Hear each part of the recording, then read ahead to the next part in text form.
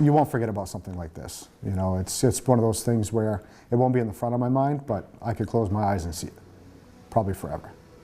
An annual vacation turned into a life-changing event.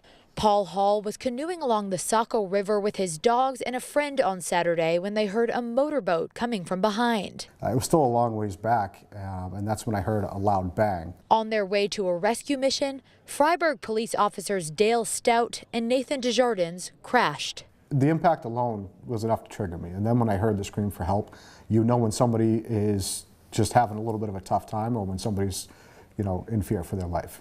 Desjardins, only 20 years old, was in just his first day of field training. I thought, when I showed up, I thought it was a father and a son. You know, that was the hardest part.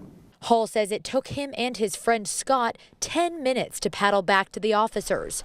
When they arrived, they found Officer Stout in the water. Did the best I could. I helped get my life jacket onto him in case he slipped or lost consciousness. At least he'd have a life vest on. He says Officer Stout, though injured, was able to help call dispatch on his radio.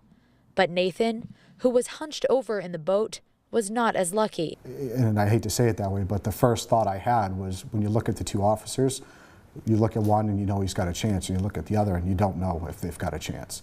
So you have to make a split decision right then and there to help the one that you know you can. That was awful. I'll take a break.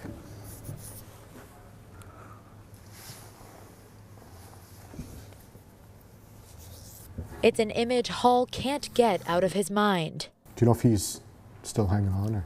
He hasn't heard from the officers' families and says he doesn't need to, but he is glad he was there to help. I know what they do every day for everybody else.